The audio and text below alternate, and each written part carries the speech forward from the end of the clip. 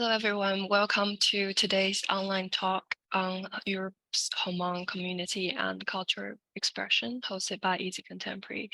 My name is Jia. I'm the Associate Curator at Easy Contemporary. Easy Contemporary is the UK's only nonprofit art center specializing in presenting and platforming artists and art practices that identify with and are informed by East and Southeast Asian cultural backgrounds. Easy Contemporary is located in the heart of Manchester, home to one of the largest East Asian populations in the UK. Since its inauguration as a community-oriented visual arts festival in 1986, Easy Contemporary has continuously evolved to establish itself as a dynamic and engaging space for cross-cultural exchanges in the British art scene, as well as in a global context. We're very happy that today we have our guest curator, Hanlu Zhang, and guest speaker, Shitian Dina, here with us for the first public program as part of the exhibition Practice Till We Meet. So before the talk begins, I would like to briefly introduce the two speakers. First of all, we have Shitian Dina. Tina obtained her PhD in anthropology from KU Leuven in Belgium. She's currently working as a lecturer at the Overseas Chinese College in Wenzhou University, China. Her research interests include migration, refugees resettlement, ethnic identity, and the Hmong diaspora. She has been involved in a variety of migration and new media research projects, such as ethnic policy in the EU and European Hmong integration. Her current research is on nostalgic expression in contemporary China and on the transformation of public space. And then we have Hanlu Zhang, who is the curator of Easy Contemporary's inaugural exhibition, Practice Till We Meet, which opened to public last Saturday. Hanlu is an independent curator, writer, and editor based in Guangzhou. She's interested in art as social practice. Working closely with artists, her curated exhibitions have delved into such themes as the politics of public space, labor, sociality, and technology, and re-examination of faith and spirituality as alternative knowledges. In 2020, Hanlu founded Social Practice Lab, an ongoing project which initiates, supports, and curates socially engaged art projects and transdisciplinary collaboration. She is also a member of Theatre 44, a platform exploring collective creativity. So without further ado, I will now leave the stage for Tian and Hanlu. Please feel free to put any questions you may have in the Q&A box, and we will be answering them after the talk. Thank you, Dot, for the kind introduction. Yeah, so maybe I'll just start by one sentence introducing the exhibition we have currently at Easy Contemporary. It is an exhibition of 7 groups of artists and collectives talking about the expressions and experience of migration. So, and like collective effort to make these expressions. And to talk about migration and its expressions, it's hard for me not to think about think of the Miao people. So the Miao people is a group of people. They live on mainland Southeast Asia. They are ethnic minority groups of many different areas and countries, such as southern China, Myanmar, Laos, and northern Vietnam. So we are very happy today to have Tina, Dr. Shitian, with us today to present, I think it's her doctoral research on the diasporic communities in Europe and their cultural expressions, especially the very fascinating rap music in Hmong rap music in France. So let's welcome virtually Tina, Dr. Shitian, to present. Okay, I'm gonna share my screen. Okay.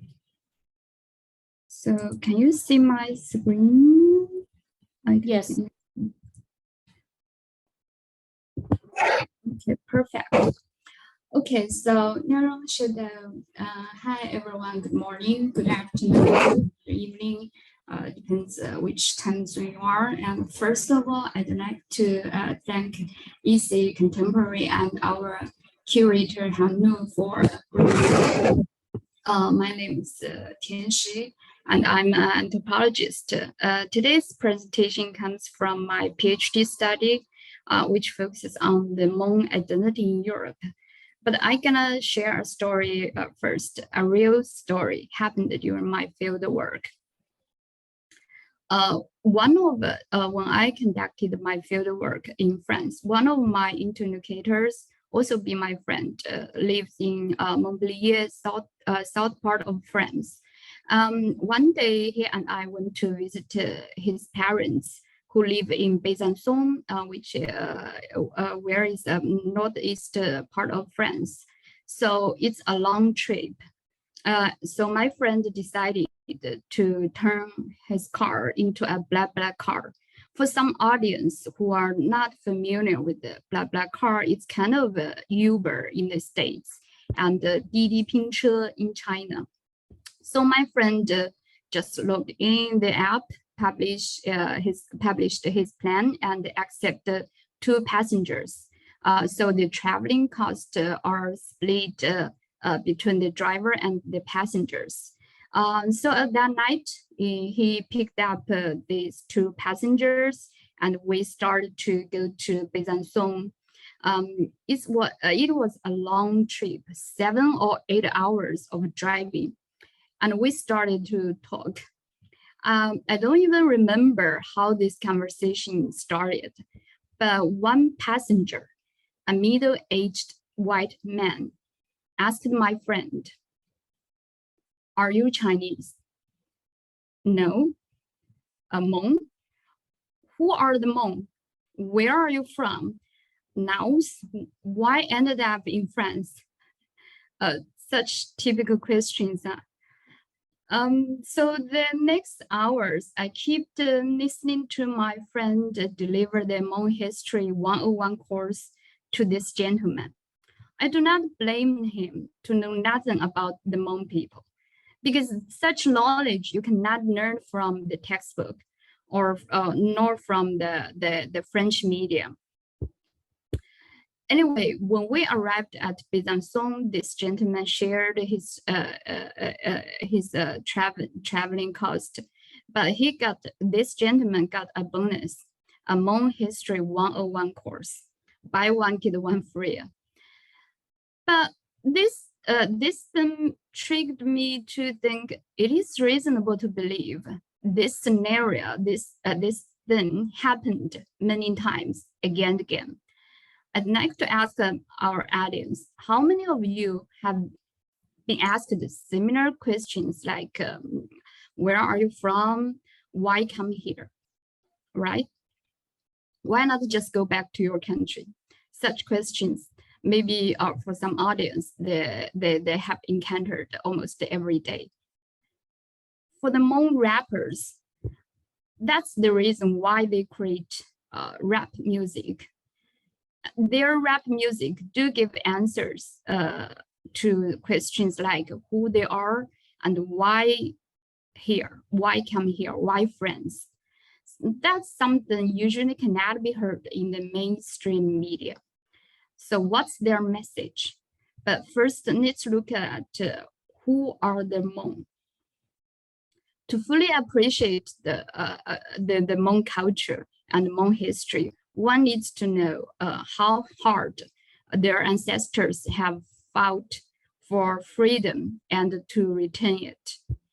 The Miao people, including Xongb, Hmong, and other subgroups, have lived in southwest China. They have various dress styles and dialogues and accents. In history, their ancestors rebelled many times when the garment was unbearable. So as the result of those field rebellions, some of the Miao people fled out to Southeast Asian countries like Vietnam, Laos, Thailand, and Burma. And in the 1961 to 1975, the neo-Hmong pledged their allegiance to different political parties and the CIA. I'm not an expert on history, but the simple version of the Secret War is that during the Vietnam War, CIA agent Bill Nair met with the Hmong military officer Van Pao to discuss how to support the U.S. objectives in Laos. So the CIA advisors provided the weapons and military supplies and trained the Hmong to be soldiers to fight for them. And their philosophy was, white Americans stay away from it and let the Hmong be involved in this proxy war. And after the Vietnam War, the neo-Hmong fled to Thailand to escape persecution by the Lao government, because the Pathet Lao government is a communist government. So helped by the HCR, Hmong refugees have been resettled in the third country. Most of them have been resettled in the States, but some Hmong refugees have ended up in Europe. Currently, around 10 to 15,000 Hmong live in France, and less than 100 live in Germany, and 5 families live in the Netherlands. But I also heard that at least one family moved to France 4 years ago. Anyway, the French Hmong community is scattered across the country because of the resettlement and the integration policies. The French government tried to arrange 5 to 10 families in one small city, so they can get a full support from local community, but those families have to cut off their relationship with the entire community. So those newcomers received the short-term vacation training and began working in local factories.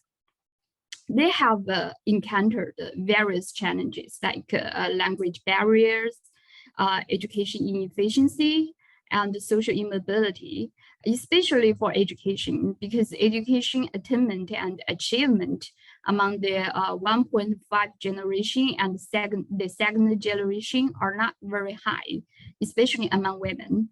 According to the Hmong scholar Dr. Young's study in 1995, and confirmed by my fieldwork, French Hmong women are less committed to pursuing advanced degrees than to get into marriages, because of many reasons. I'm gonna explain it later.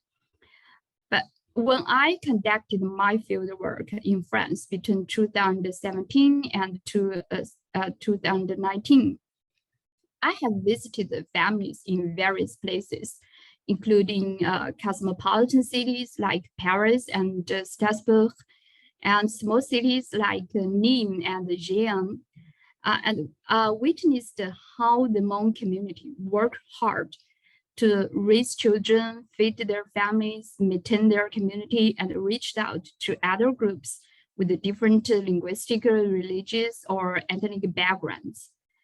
But I also witnessed their struggles and sufferings. Over the past 40 years, the French Hmong community has suffered the violence of social immobility and invisibility, especially social invisibility, because in France, the Republican ideology, whose purpose is to assimilate immigrants into French society, leave less space for discussing like race, ethnicity, and ethnic minority issues until recently, until the last 2 decades. The demand for equality of the visible minorities emerged. So French society is called a color blend society. For refugees from Southeast Asia, they were absent in the political discourse of immigration in the 1990s. Their trauma, sacrifice, and suffering have not been recognized openly, publicly, and widely. They don't have access to address their painful experience and the trauma in the mainstream media in current French society. So the young generation is looking for alternative ways to express their frustration and anger. Art, among those alternative ways, enables Hmong youth to raise awareness in their voice, to call for resistance against the structural violence. In the next part, I will show you how Hmong artists represent traumatic memory, reflect nostalgia, and mobilize individuals to collaborate with one another to build resistance. I focus on 3 French Hmong artists and their creations, but it's also possible to have more active artists. I haven't been able to include their experiences. The first artist I'd like to introduce is Jing. He was born in Laos. Jing fled to Thailand with his parents in 1975 when he was just 3 years old. So after spending 4 years in a refugee camp in Thailand, his family finally went to France in 1979. After finishing his college education, Jing became a designer and an art teacher at a local school. Before becoming famous in the Hmong community, he created many works of art, but not related to Hmong culture or Hmong history. In 2015, Jing decided to create paintings about Hmong culture, including a traditional musical instrument player playing the ging, the traditional instrument, and a Hmong soldier, this one, saying goodbye to his girlfriend. They will not meet again. These paintings made his fame in the Hmong community around the world. When I asked him about his motivation for make such paintings, he said, quote unquote, because it is Hmong culture.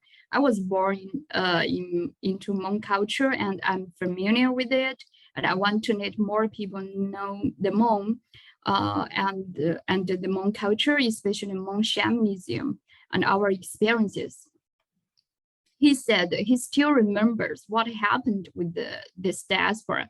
So his paintings show his personal memories and the experience of his family. Many Hmong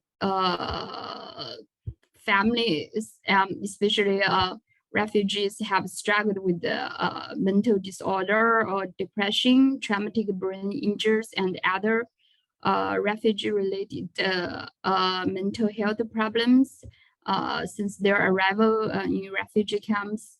Many times I have heard that elderly individuals recall their last home. They also remember their refugee experiences, how they fled out of from Laos. Unfortunately, those stories have not been heard in the mainstream media, nor have their struggles been paid any attention to by the public, the general public beyond the Hmong community. So those elderly individuals have suffered the pain of the voicelessness in current French society. And I'm gonna show the next painting. See, it's very overwhelming and heartbreaking to see how Hmong fled out through jungles and crossed the Mekong River. And this one, I highly recommend this one because you can just read read the story of how they fled out.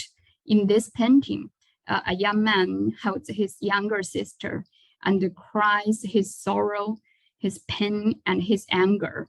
Behind his back, the sky is overcast with clouds, and the dark, cheerless, and the cold water looks like to swallow his freedom, not just his body, not just his sister's body, and also his freedom. So this painting reveals a haunting memory of fleeing out from Laos. Between 1975 to 1980s, thousands and thousands Hmong tried to cross the jungle, but lost over the clefts. Some of them never had the chance to arrive at Thailand. Those who did make it suffered from and were haunted by nightmares, especially the survivor's guilt. So these paintings visualize the traumatic memory of Hmong refugees. The emotion in his paintings illustrates the traumatic experience of this Hmong diaspora, the latest diaspora, which makes references to social suffering of being invisible and marginalized in French society. And in the next part, I will discuss how Hmong rappers express their emotions and mobilize the audience to being together, stand together. Before we turn to rap music, I just want to mention that the oral tradition in Hmong culture is very rich. Banhua and Guqia can be heard during Hmong New Year celebration when the elders are invited to deliver it to the public. I'm gonna show you a sample of Guqia, which is from the documentary Haunted Like Animals. Let's see, can it be heard?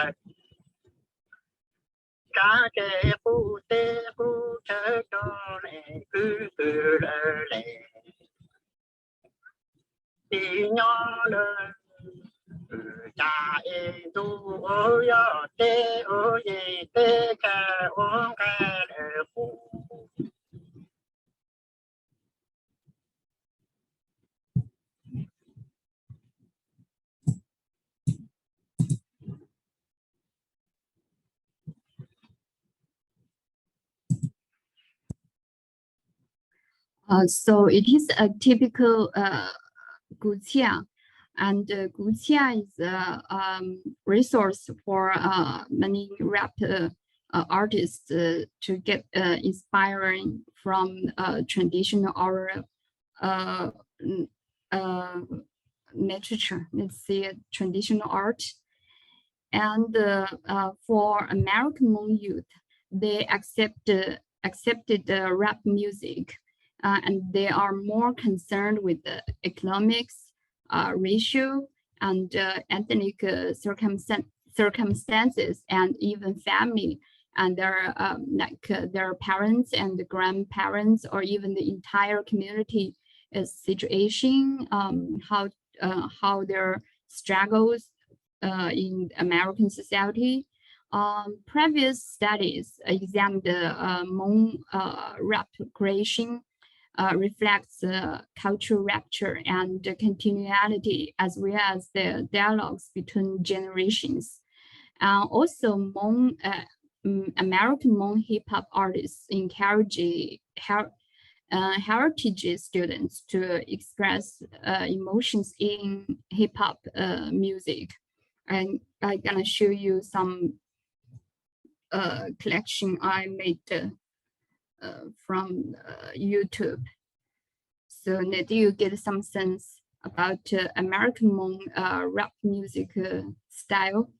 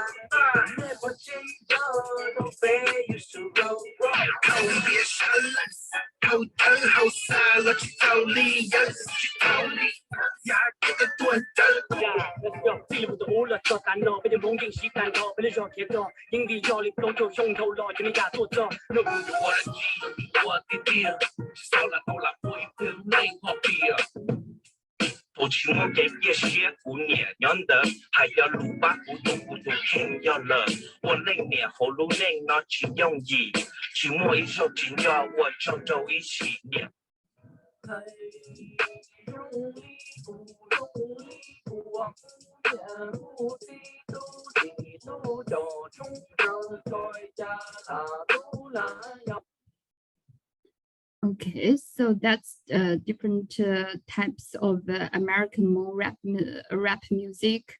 I just make a short collection.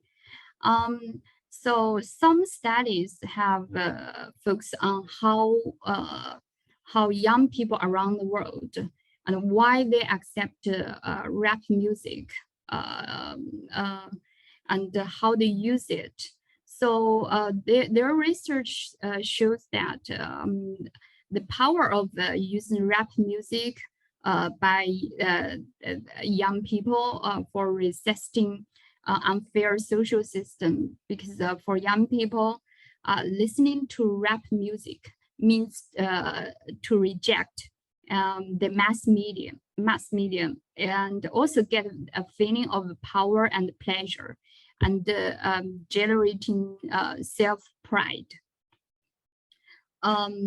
Young people with various ethnic backgrounds creatively use rap music to express themselves and criticize the dominant society. Ethnic minority hip-hop artists in Berlin, London, and Paris would like to reveal their identity to mainstream society by using such musical protest strategy of the hip-hop rap music to challenge racialized discourses and criticize the dominant society. In France, some studies also focus on the second generation youth from immigrant backgrounds accepted rap music.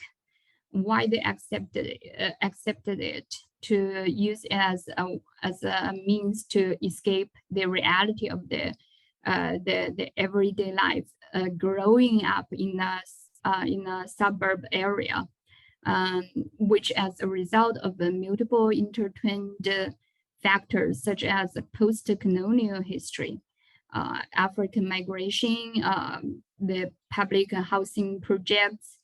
So to use it against contest the legacy of colonialism and social immobility. So the compilation of post-colonial memory and current experiences of social repression stimulates immigration descent youth to fund or search channels of expression in such a growing music industry. But for rap artists of Asian background, they deliver different messages and aspirations. And I'm gonna show you in the following part. During my fieldwork, I witnessed the popularity of Hmong rappers at a summer festival in 2017 and the Hmong New Year celebrations. At these events, young people cheered, drank beer, and danced along with the music, demonstrating their favor with this music. Two French Hmong rappers were included in my presentation, Lucia and Jenny. They grew up in the French Hmong community. They witnessed the struggle of their parents, grandparents, and the entire Hmong community. And finally, they motivated themselves to express their feelings and the visions through art. They have taken to social media like Facebook, YouTube, and Instagram, and promoted themselves to the global public. They have been invited to play at large festivals, such as Hmong New Year celebrations, and also at some small parties. Nuxia has released at least six French rap songs, 2 and 4 Hmong rap songs. He has also collaborated with the American Hmong singers and artists. Jinny has released at least 2 Hmong rap songs. It's possible they have more songs. I just don't know. I'm not familiar with them. Jinny has labeled himself as a multidisciplinary artist who practices performances, rap and theater performances. And he also claimed, quote unquote, I think that a single discipline cannot express all of my personality. That's why I made the choice to practice several artistic forms of expression, end quote. So many rap, and one thing I should mention that most of their rap songs publicly performed and created publicly by them are written in Hmong, and few are written in French.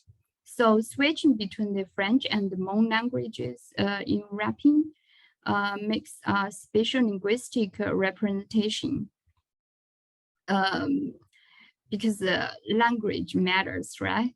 It represents the gesture of a protest. French Hmong rappers use rap music to express 2 themes, nostalgia and resistance. Nostalgia connected with the global year, the golden years of the past. Usually through the descriptions of rural space before a social transformation or before the diaspora, and they express their imagined past, the golden past, the old.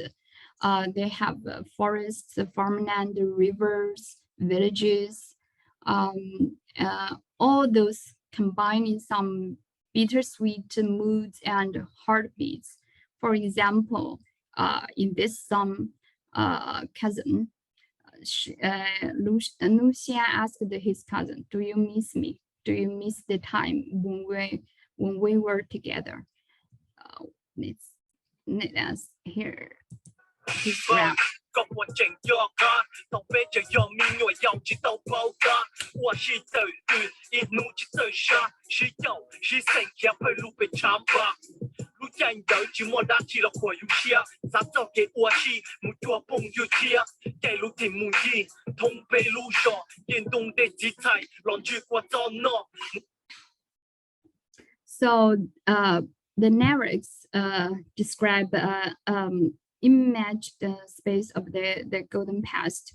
Lucia recalled the childhood in French Guiana when he was a kid, going out to play in the river, hiking, eating fish and chicken, all of which evoke nostalgia. The memory of playing around, riding bicycle, climbing trees, etc., and so on and so on, serve as important clue to make the relationship between the artist and the audience, and also between group members.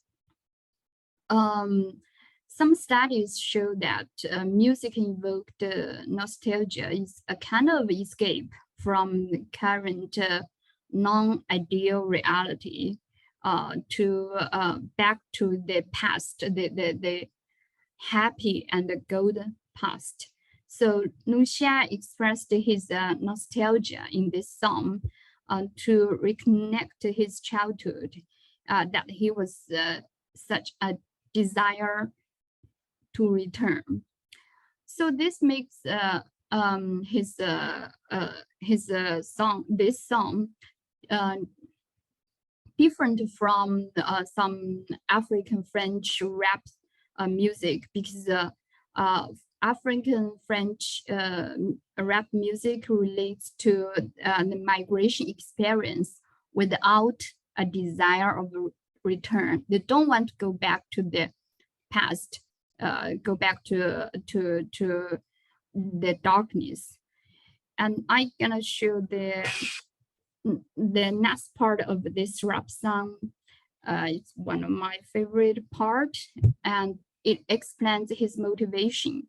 So in this part, Lucia reminds his audience of the brotherhood and to live together as a group.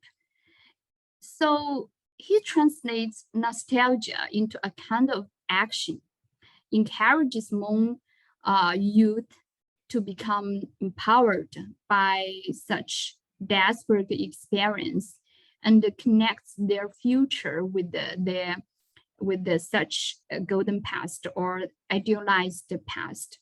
So by doing this, French Hmong rap artists connect their in-betweenness with the Hmong diaspora. And I'm gonna show you another song also also connect to the Hmong diaspora. We can sing it first.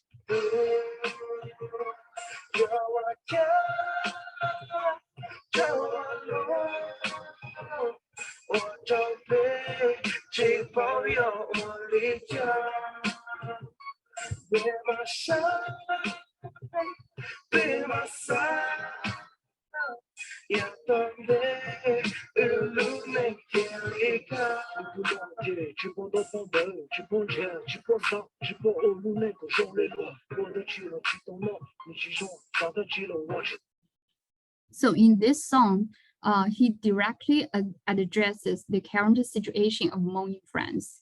Because of the diaspora, we lost our homes and we don't know where we should go or can go, or what to do about the future. So he expresses his anxiety and uncertainty through a specific reference to the diaspora, which sets the tone for youth. So drawing on memories of the golden years of the past provides some trans-historical reconstruction of the nest home to escape reality and get effective support through being together. That's one theme. And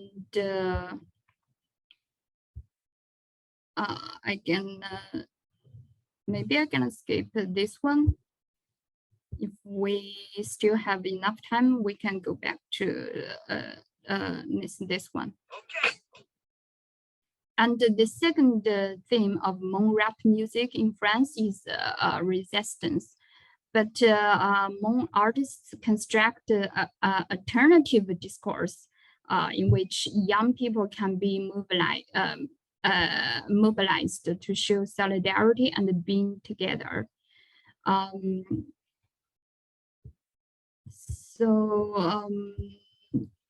Maybe we can listen to this one first. Passe le mic que je représente, je suis le samouraï microphonique. Ne fais pas semblant de rien entendre, du bruit dans le silence que je pratique. Mon flow vient se graver sur le beat, ça rappe sec tout en restant poétique. Avec les frérots asiatiques, ça bougera la tête, même les tétraplégiques. Ici le rap est sincère, comme les pleurs des anciens en pensant à la guerre. Un peu de chaleur à nos pères et mères, de la lumière à nos sœurs et à nos frères. Dans la galère, c'est de cette manière qu'on a endurci nos caractères. On a vécu dans les hauteurs, dans les airs, proche du ciel en même temps de la terre.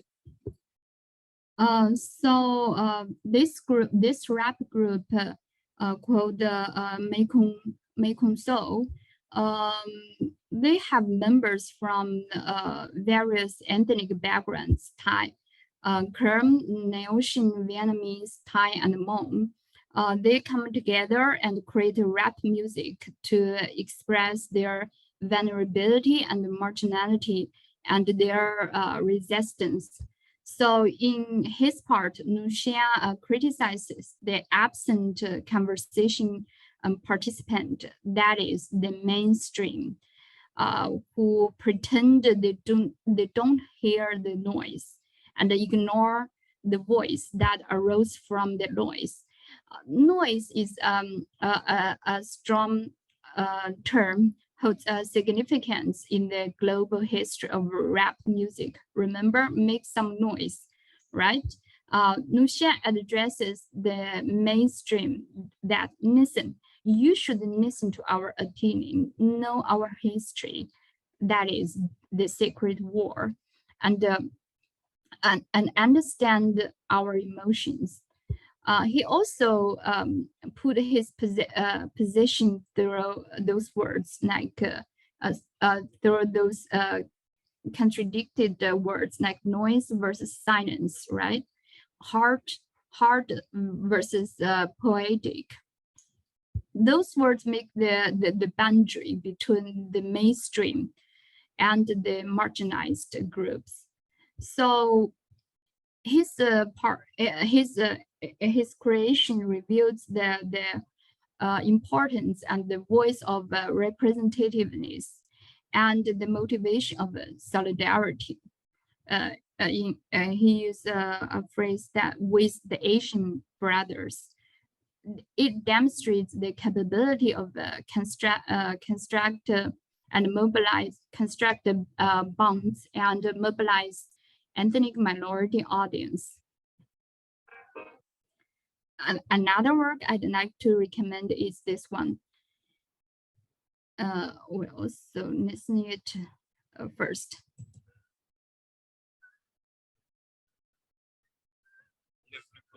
Parce qu'on en avait besoin pour un peu de vie, un bout de terre, un peu de liberté. C'est pour nos frères éparpillés dans le monde entier.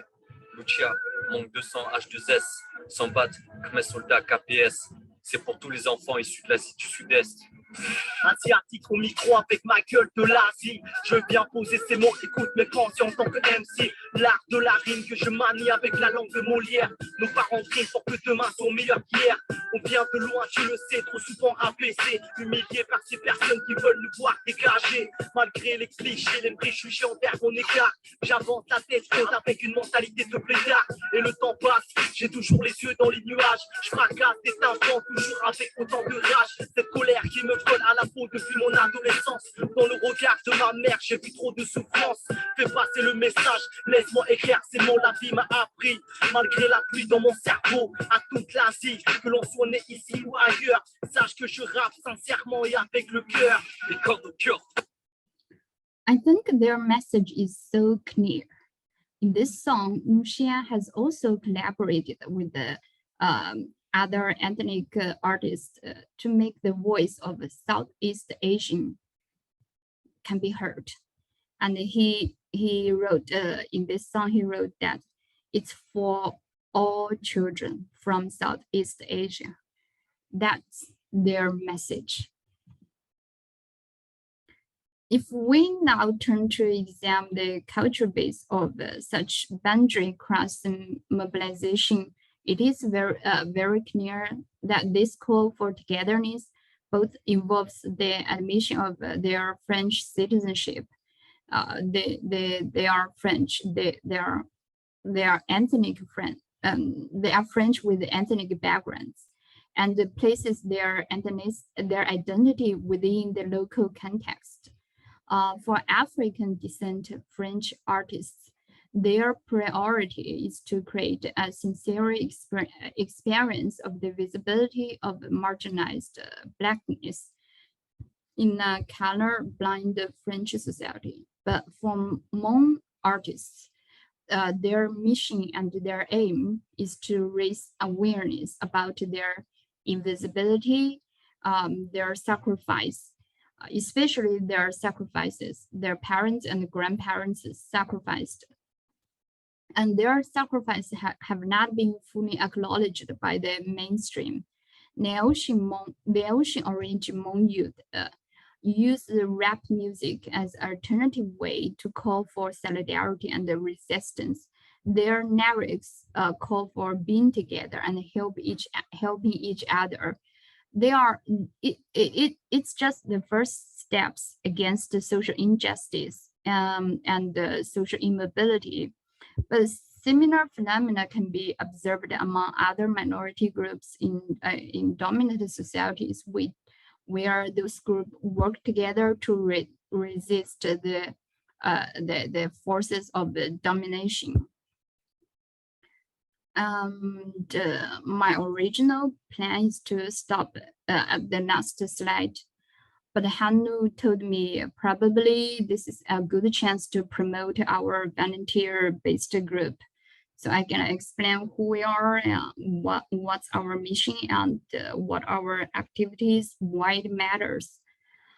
So we are a volunteer-based cooperative with members from different Miao groups. Until now, we have 8 members and come across various careers. All of us have finished the university education. 3 hold master degrees, and 2 have doctorate degrees and work as university professors. Through those years of getting higher education and life experiences, we gradually got the calling of being Hmong, or being Miao, or being Hmub. That is to reserving and modernize our languages. We also aim to be a contemporary voice for our endangered languages and advocate for transnational connections within and beyond the Miao community. We try to translate ordinary modern words by using Miao terms, and all of our discussions were based on the WeChat.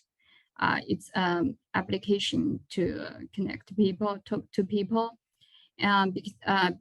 because we live in different cities, we have different work schedules.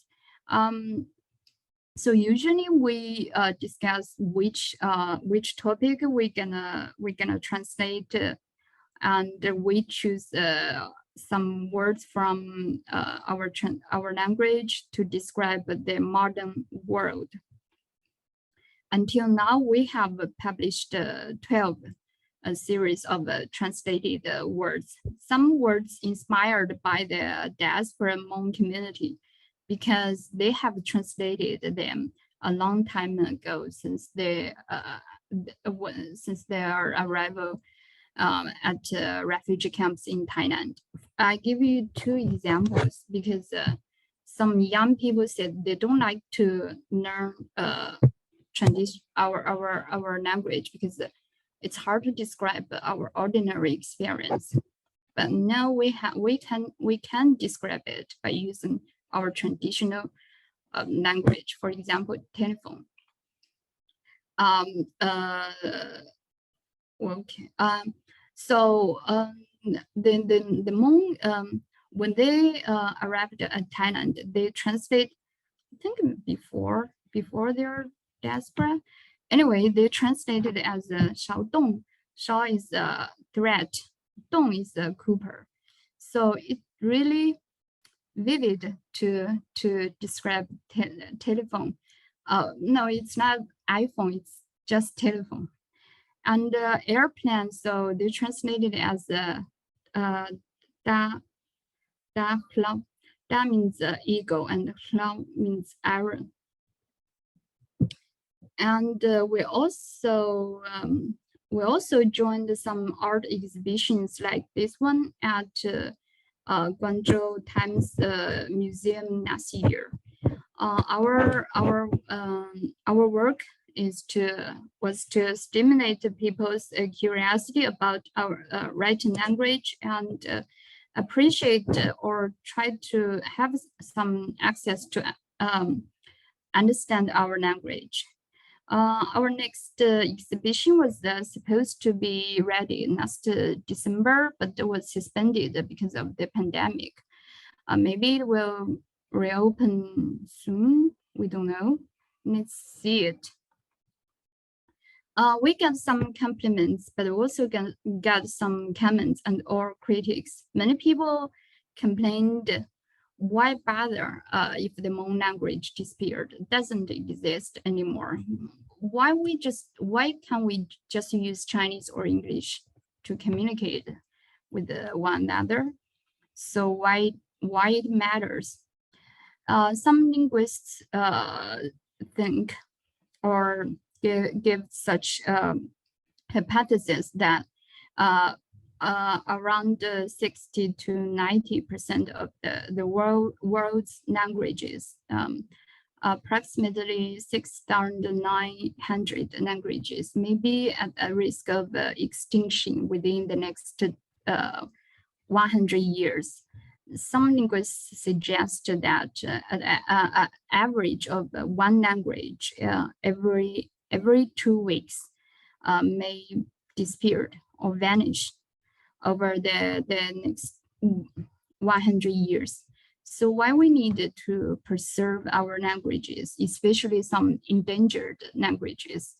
I find a very interesting short article explains many practical reasons like identity, community identity, collective purpose, history, human knowledge, and human cognition. But from my point of view, different languages tell us how these groups see the world and the universe mentally, psychologically, and emotionally. So it really matters. Language matters. For the diasporic Hmong community, the Hmong language defines who they are. For the young generation, rap music express their struggle, suffering, and emotions. So I can stop here. I'd like to thank the European Hmong community and the global Hmong communities help me, support me, and take care of me. Any questions can drop emails to my email box, and thank you for listening. Watch out. Thank you so much, Tina, for sharing your research and to introduce us a little bit to the collective you're in. Maybe to add a little bit about the last part, and then we'll go back to the previous parts about Miao and Hmong and the French rap. So the collective you're in, the name is called QXLMH. I think it's from the Miao language, but I know I first knew about the collective from its Chinese language. It's called the Miao Language Translation Bureau. And what struck me immediately about this name is because Translation Bureau is kind of a usually it's kind of a governmental institution set up in like ethnic minority areas such as like Tibet or Inner Mongolia.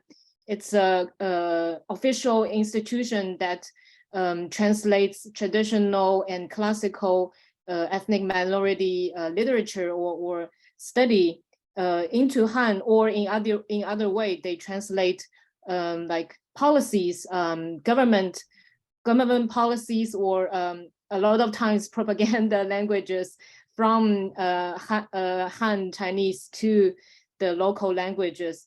So the use of translation bureau, like it's really I really like it. It's like a top bottom up grassroots effort of communication, a two-way communication between Han Chinese and ethnic minority languages. Yeah, so that's really interesting, and that was our first interaction and collaboration, the exhibition at Guangdong Times Museum. And at the time, Tina also gave very interesting Miao language class, a workshop to the audience of the museum. We learned like the dialects from different regions of Miao language from Tina's workshop. Yeah, and so maybe we have, do you have anything to add to my comment, Tina? Or let's go to the Q&A. Thank you for you mentioned our bureau.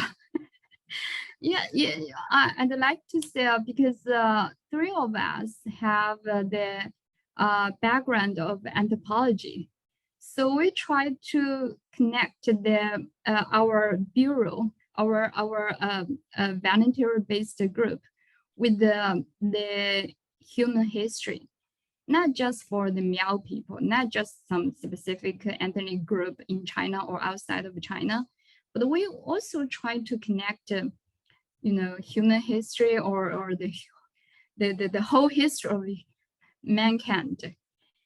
That's the one thing why we just think that, oh, we're gonna create a fascinating name of our group. And another reason is because we want to salute, I forgot the name of one movie called something like Bureau of the Universe, some kind of such movie. We try to think, oh, that's a fantastic name. Maybe we can, yeah, not just copy it, but we can salute it. That's the origin of our bureau. That's interesting. Yeah. Okay. Yeah. So for the questions, maybe we start from some basic ones. So someone asked about the difference between Miao and Hmong. So I think Tina mentioned a little bit, but maybe this time it's a chance to unfold this question a little bit. Thank you for your question, because yeah, it's related to the debate of some academic debate about the difference between Miao and Hmong. But to be short, in China, Miao, Hmong is a part of the Miao, and outside of China, the major group is Hmong. And that is, which means Miao includes various subgroups like Xong. I belong to Xong group, and also Hmub, Diegui, and Ban, sister Ban, belong to Hmub, live in Guizhou. And I think two brothers of our group live in Yunnan. They belong to Hmong. But it's a excellent question, but it's a really long story. How this divergence was created by different scatters, governments, and political elites. And I also want to add that for ordinary people in China or in other countries like Thailand or Laos or France or the States, they don't think, some of them think Miao is not Hmong, Hmong is not Miao, some of them recognize the bonds between Miao and Hmong, and recognize that Hmong is part of Miao. It's not an easiest one. It's almost a complicated question. Okay, yeah, maybe some online research can also help to answer ourselves to answer that question. So another audience member asks you to speak a little bit more about the history of migration of the Hmong communities. Maybe I also wanted to add a little bit to that question, because I know migration has been such an important part of the whole Miao cultural identity, the ancient migration throughout history. Migration is in your clothes, on your clothes. It's in your songs. It's like a big part of the Miao identity. Like you talk about the ancient migration a lot when you define yourself. So yeah, could you tell us a little bit about that? But also, I also wondering, like, is there some kind of conversation between contemporary diasporic expression with the historical migration? Some scholars focus on the research of the migration of Miao, not just Hmong, but also other groups of Miao. So according to their researchers, about 200 or 300 years ago, some Hmong ancestors fled out from Yunnan to move to Southeast Asian countries like Laos and Vietnam and Burma and Thailand. That's the short answer. But if we really look at such migration, because it's not finished one time, it's happened many times. People not just move from Yunnan to Thailand to Chiang Mai. It's a long trip, and it's impossible to move from Yunnan to it's not like our days we can take an airplane, fly from Kunming to Chiang Mai. So they migrated many times from Guizhou, from Bijie to Kunming or to Wenshan, Bantuliang, and from Wenshan to I don't know, Xiangquan, Laos, and from Xiangquan to Chiang Mai. So it's happened many times. That's the one one point I want to make. Another point is related to your comment, because they don't have, in history, they don't have their own written language system. They only have oral language. So they try to write down, try to remember what happened, try to remember the history of the migration or rebellion. So they write down their history on dress, especially on skirt. So there are different style and different pattern, different style of dress reveals the migration history of this small group.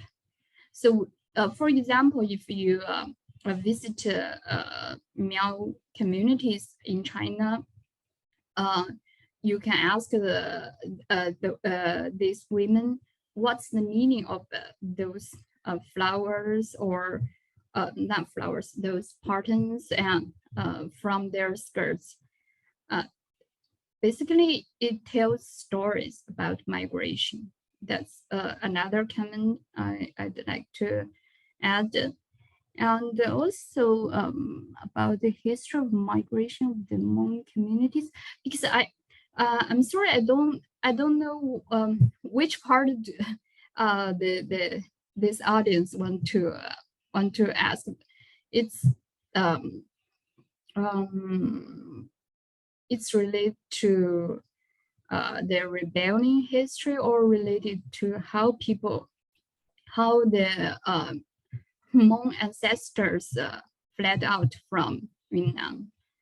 But it happened many times, and they try to write down through many ways, like code, like oral tradition, like songs can reflect their migration, especially this one, especially try to memorize it through the funeral songs to guide the soul, the dead, return to their ancestral land during funeral.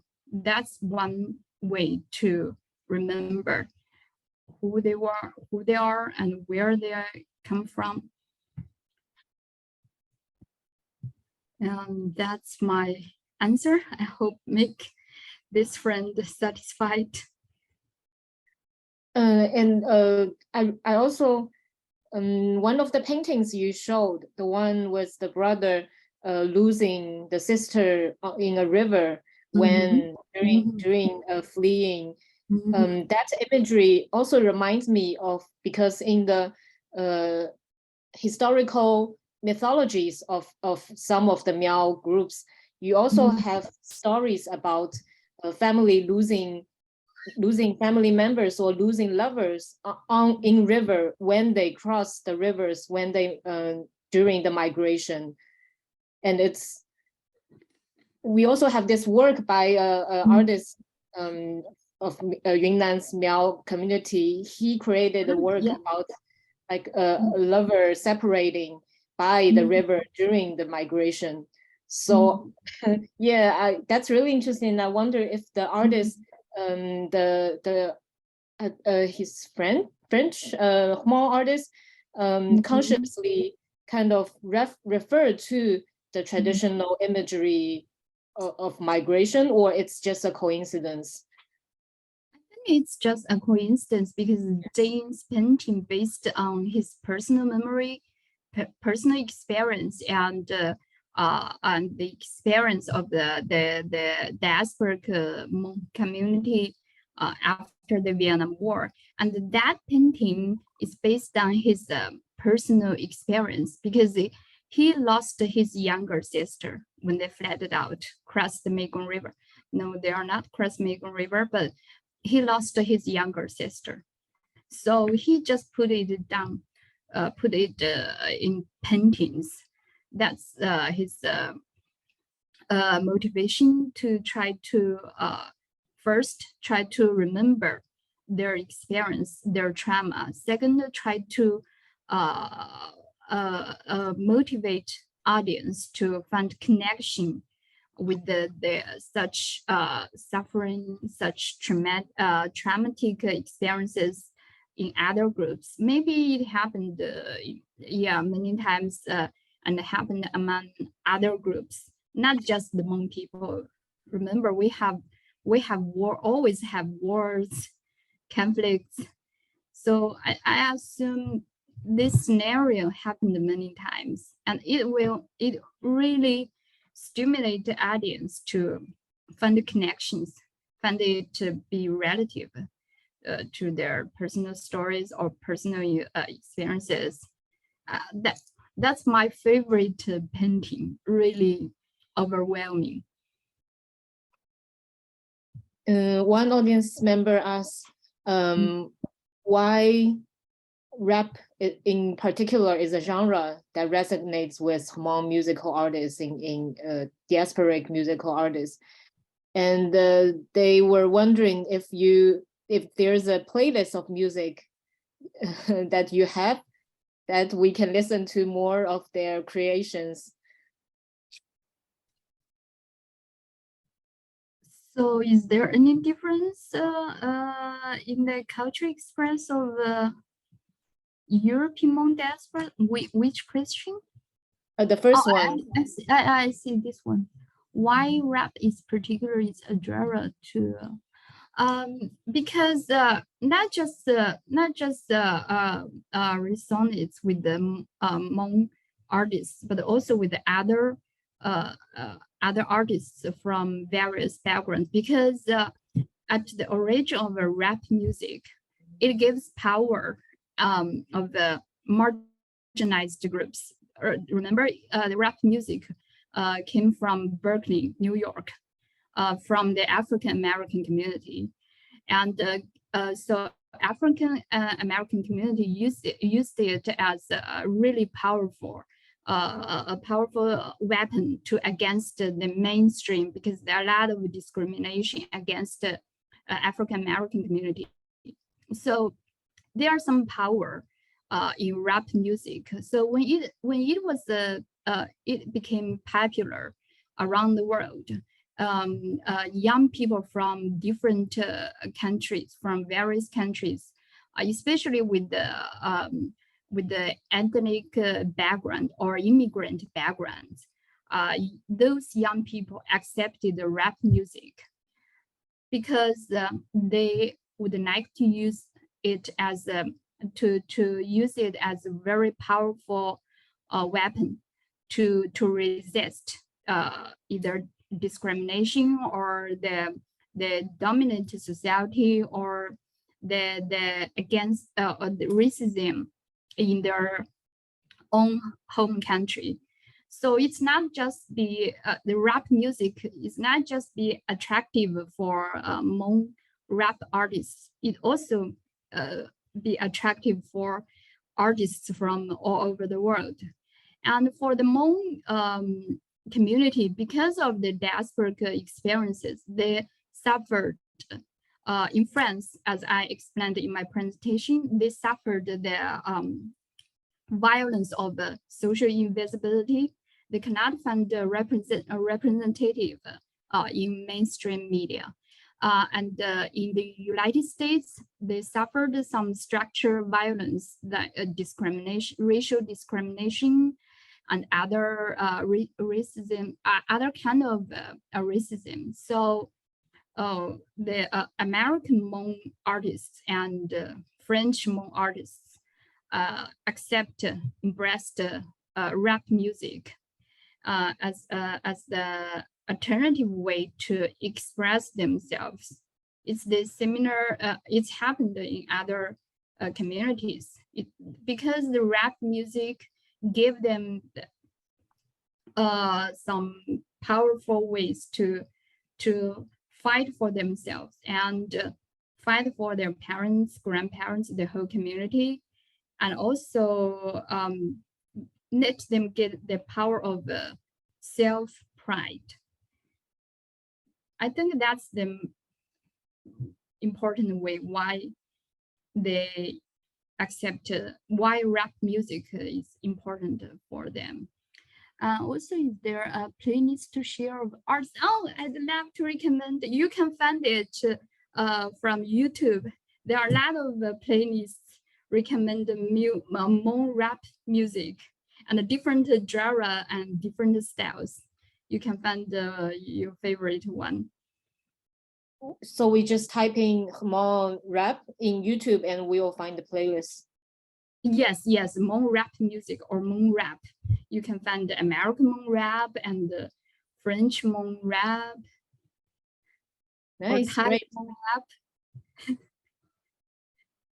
Yeah, and someone asked if is there a difference. You mentioned that there started to have there are female Hmong rappers in the US. Did you listen to their work, and is there any difference between them and the male rappers? I haven't included their creations into my research, into my presentation, because I listened to their music, but in France, I haven't found women rappers. I only found in the United States, there are some women rappers also create rap music. So I haven't really analyzed their lyrics or their genre, their style. Is there a difference? But just from my listening experience, there are really different between. I give you an example because domestic violence is common. I remember I told you when we last meeting, when we last chat. So because of domestic violence is so common, so some women Hmong rappers criticized this phenomena by singing rap music. And male rappers, I only found one song relating to against the domestic violence. Not very common, but for women rappers, they really care about the situation of Hmong women.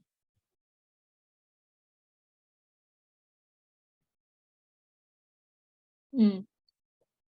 And you mentioned one of the kind of themes and motifs of the songs of French Hmong rap is that the return nostalgia for a golden past.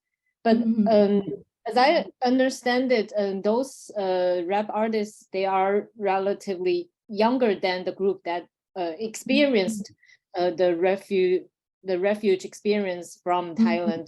So, so what are the golden paths that they are referring to? I think it's like a metaphoric one, right? For the second generation, most of them were born and grew up in France, in Europe.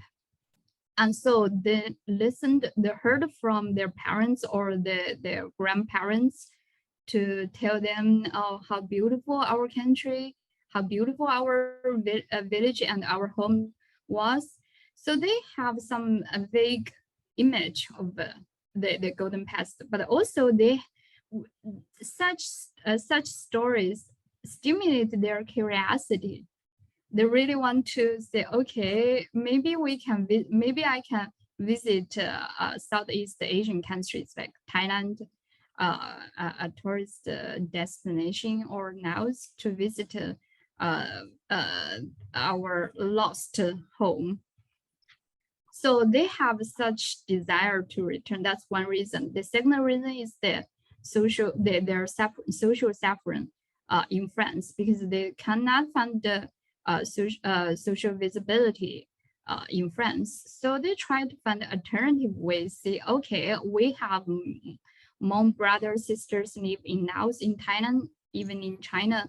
So maybe I can return to Laos, to Thailand, to see how especially in China, Miao is the fourth, I think, fifth largest ethnic minority in China. So they really have such desire to return, to go back to our so-called homeland or home country, to say, okay, in China we can see our Miao people have such social visibility, are so active. So that's another reason why, third reason why they have such desire to return. It's like imagined community in a sense, in the Benedict Anderson way. Yeah. It's kind of imagined community, but also a real community, because until now they still have relatives, families living in Laos.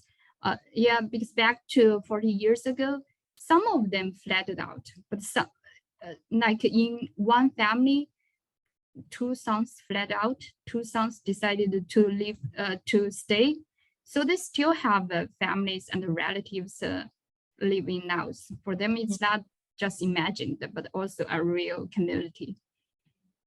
Yeah, and I find it very beautiful, because you also mentioned the tradition of when people die, their family will sing songs that to wish the dead to return to their ancestral land.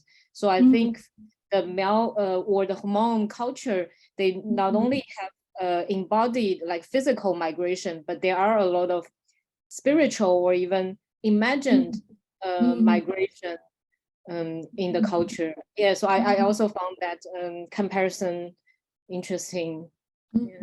Yeah. Because for some elders, maybe return is a dream, never gonna become true. I met older older individual. She told me she is 84 or 85 years old when I do my field work in France. So she told me, I said politely, oh, maybe one day I invite you to visit China to show my politeness. And she said very sadly, she said, oh, I'm sorry, in Thai, I can never be able to go to China because I'm too old. It's impossible for me to go to China, go to visit you and visit your family. So at that time, she touched my face. She said, oh, let me touch your face. I can get some feeling of our community member from China, from our lost homeland. So for them, it's unreal to go back to China, go back to the ancestry land, but it could be real after their death. So during funeral, so the shaman will sing songs, the kwage, to guide the soul, the dead, go back to China, to go back to along with the every stop, like from Nîmes to Lyon, from Lyon to Paris, from Paris to Bangkok, from Bangkok to Shangquan, Laos, from Shangquan to Bantonan and Wenshan in China. So that's the spiritual returning. Just go back to China. It's really appealing and overwhelming. Yeah. And do they still sing that, or for the funerals happen in France? Yes, I recorded during my fieldwork. I recorded some kwage songs, but I haven't had time to analyze it, to compare what's the difference between kwage in France and kwage in China. So in the community, they are shamans or 鬼师 in France. Yes, they have. Usually when people get sick, they will go to hospital to see doctors. But when doctor says, "Oh, you are okay, you are fine, and there's nothing wrong with your body," and they're gonna go to 只能鬼师 to a shaman to ask, "Hey, what's going on? What's wrong with my body, or what's wrong with my house, or with my friends or my family?" So and the shaman, the 只能 will tell her or him to do something to resolve his or her troubles. Yeah, it still works in the French Hmong community. Okay, we the next two questions I think are connected. So the difference in the cultural expressions of European Hmong communities and the communities in Asia. And the second one asks also like differences between communities in, for example, in the US, in France, or there are any tensions between these different groups. Well, you can choose to answer. I'm not focused on the diaspora Hmong community in Asia, like in Thailand. So I only have my observations about diasporic Hmong community in Thailand. Back to 1990s and still the 21st century, there are some tension between the Thai government and Hmong refugees, Lao Hmong refugees in Thailand. the diasporic community, and because the Thai government has some, how to say, motivation to solve this problem. So yeah, there is a tension between Thai government and neo-Hmong refugees, and about the cultural expressions of Hmong, European Hmong diaspora and the communities. Also based on my traveling experiences, I've been in Laos, Thailand, and Vietnam. So based on my traveling experiences and observation, I think it's quite different, because the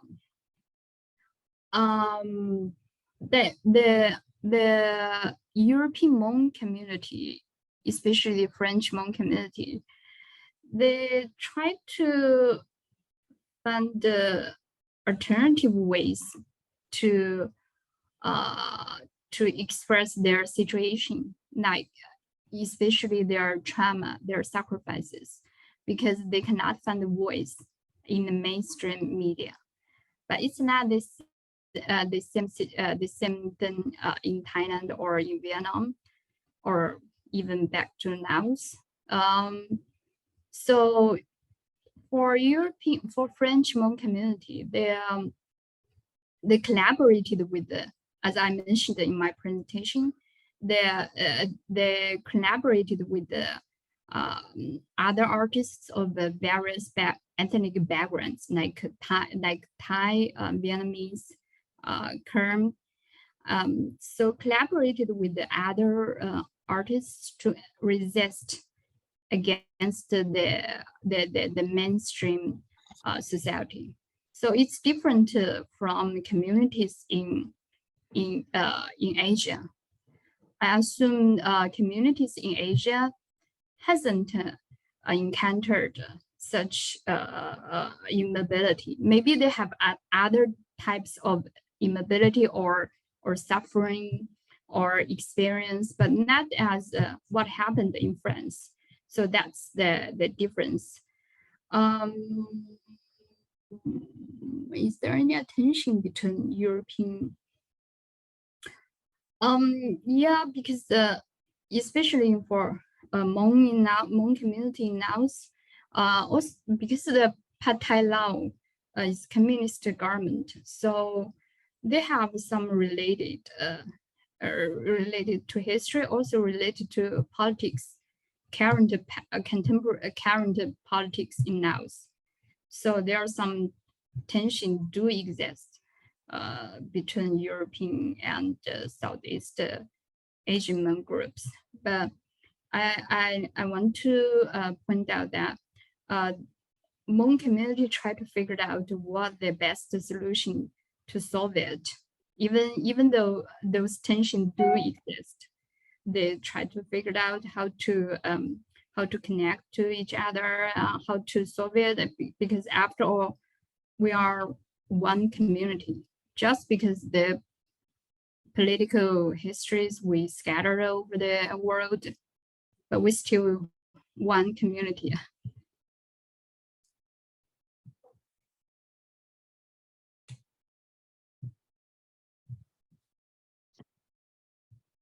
Okay, so I think we are almost coming to the time that we list as for this event.